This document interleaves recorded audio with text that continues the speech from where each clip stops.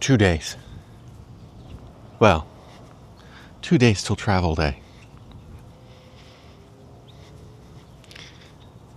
Last night there was threatening monsoon, and so this morning we should have a good sunrise.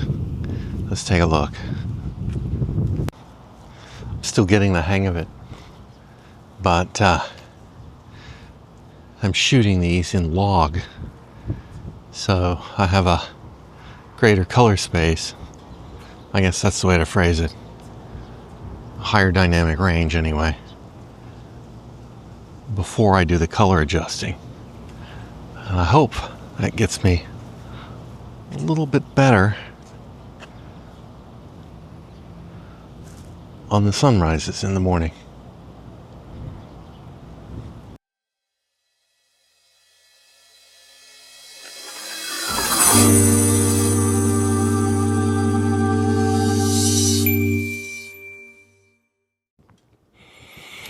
Are we getting ready for a montage? I don't know, maybe not. Today's our last full day in town. I'm just going to give you a swing here of the house. You can see that it just looks like a house covered in crap. Well, not crap, but detritus. And that's what it's going to look like when we leave.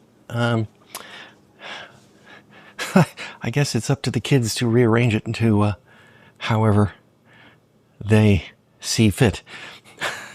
It will be interesting to see if it looks exactly the same in a year with all the stuff still, like the dirty dishes on the stove, and probably not. But we'll see. I got my international driver's permit this morning, and went to the dentist. I did pick up my night guard. It's pretty tight. We have a chance. I got to wear it tonight, and then if it needs adjustment, we do have the opportunity. They will fit me in tomorrow morning to get that. They did some tweaking on it.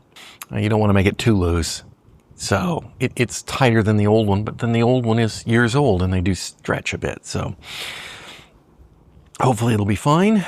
It is done. So we had dinner last night with some friends, saying goodbye. We've had dinner with several people over the last few days, saying goodbye, and we've got to ship the stuff off now. We've got an address to send it to. It's not our address; it's the school's address, but we have the information. So I've got to arrange that, get the Brompton out of here, get her box of school supplies out of here, and got to do that today. Chuan wants to take the car down and get one of them oil changed. And from this point forward in the video, I think I'm just going to perhaps record stuff. Here's what's happening now as we go into the final wind down. So that's where we are. Last full day. Tomorrow we leave the house at 3 p.m. We have friends taking us over to the airport and the kids, and bringing the kids back. And that's it. So onward.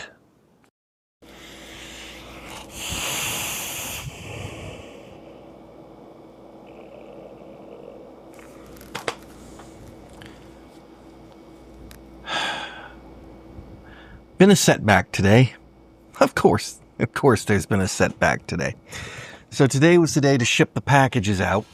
I've been planning to ship out, there's this one box of classroom supplies that it's just, it's books and paper, and it's heavy, and it's, I don't know, $150 for a little box, about yay big. That's all that Chuan wants to ship for school. And of course, the Brompton, and which is all packed up in its shipping container and ready to go. And I have been, preparing to ship that for a long time, but there are reasons why you don't want it to arrive before you. So I've been waiting, and it only takes a few days. So if I ship today, it should be there Friday. So it'll be practically as fast as we get there.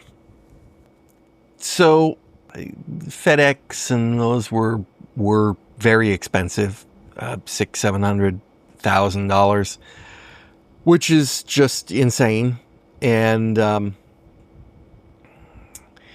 use a service called Pirate Ship, which gives discounted service for USPS, UPS, and I think some others. I'm not sure, but they purchase in bulk, I guess, and I don't know how you do that with shipping, but there you go. So you can definitely get shipping. You can go to the postal service and ship the exact same package from Pirate Ship for sometimes 40% cheaper. It's a substantial difference. So I've been looking at that, and the UPS shipping, which is the only option they offer for some reason, is like $320. And that's with insurance. And all right, I mean, that hurts, but it's not $600-$700. And then today I went to purchase the postage, and then we were going to take it and drop it off at the UPS location. And a little disclaimer comes up at the bottom that says, by the way, and so this is on Pirate Ship, okay? Not UPS. Because we're a broker, UPS may charge you brokerage fee, or because we're a reseller, UPS may charge you brokerage fees at the other end of the transaction. And so you should, be aware that you might have to pay that. And you can probably go online and pay it so that the recipient doesn't have to pay it. But you won't know how much it is until the package postage has been purchased or perhaps even shipped. And they couldn't give me an estimate of what it would be. And I did some research and I could not find any definitive what the brokerage fees are. There was some things about, if you want to know how much they're going to get charged by the receiving end, which is not the sum total of it, you have to contact the Taiwanese whatever office in Taiwan and find out how much they're going to charge you for this. And basically what it came out is that I might be being charged somewhere between $50 and $500 at the other end. Now, if you purchase it directly through UPS, they do not charge you this fee. So I thought, I can't send a $300 package and possibly get hit with a $500 extra fee at the other end.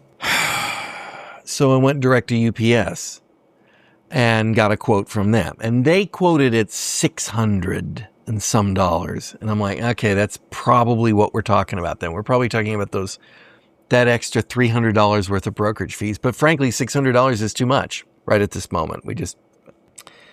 So I went directly to the U.S. Postal Service and used their system. And since Trump has appointed his I want to destroy the Postal Service in favor of third-party little minion in there, the Postal Service has gotten stupid. And I was able to put in the package in their click and ship service. And I was able to put in the weight and the height and the width and the depth and I had to go through the customs process, which luckily there's only one item in there, but you've got to put the bike in and you got to put the valuation of the bike, and then you have to find the harmonization code, which I don't know what the hell that is, but anyway, you have to do all that.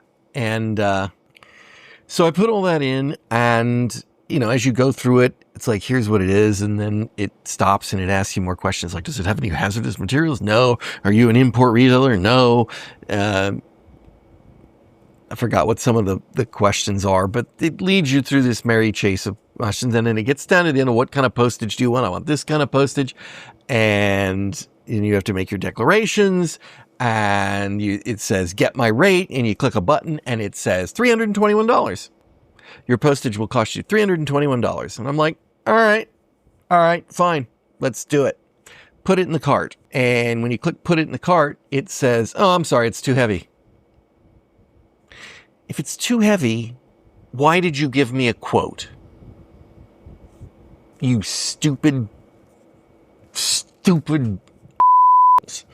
So there's no links or anything, but there is a place on the page where it says, see what the specific individual countries' weight limits are. Okay, click on it. It's a dead link. And I can't Google archive find it or anything. It's So I look at the generic numbers, and it appears that perhaps the limit is 33 pounds, which the bike is basically 35. And then there's also a link that says, by the way, you might be able to use, I think it's Global Express. I could be wrong there. You could use our Global Express service, which has higher weight limits and, different delivery options. And I'm like, okay, fine. I'll take a look at the Global Express service. And I click on the link to the Global Express service, and it takes you to a page that says, oh, we suspended our Global Express service in 2024, I think. So up yours. It's like, who maintains this website? It's terrible, but then we got this idea. The Brompton is in the shipping box, which is relatively lightweight. It's cardboard, but it's custom designed to fit and shock it. But then there's also a separate internal box that contains the seat and the seat post clamps and the pedal and well, how much is that? It's 35 pounds. We got to get it under 33. I pull that out. We reweigh it. It's 32 pounds and 4 ounces. So under the 33 pound limit. So you can't save these things. So I have to go back in and do the whole process again with the customs and the forms and the things and this. And when I get to it, it pops up and it says, oh, it's too heavy.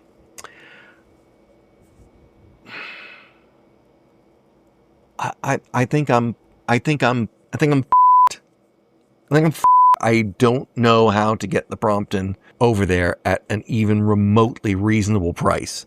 And this is a complete cluster because I bought this specifically for this trip, and I don't know what I'm going to do. But I don't think it's going today. And I mean, it is packed up. So if I can figure out a good system for shipping it, I can perhaps have the kids ship it after the fact. But I'm just going to run this right up to the last minute, and it's still going to be, this is hard going right up to the final minute. We did have a monsoon storm yesterday, which, as anyone who lives in Phoenix could tell you, when you have your first monsoon storm of the year, you got to get out and stand in the rain because that's just what we do here. And I did at least get to do that. I know it's going to rain all the time in Taiwan. It's not the same. Our rains are amazing because it's so hot and it's so cool and the rain is so nice. So at least Mother Nature cooperated enough to cough one of those out for me yesterday. My guess is it'll probably try to cough another one out about 6 p.m. tomorrow and delay our flight out of Sky Harbor. That's the flip side of this equation. At this point, we're about 24 hours from departure.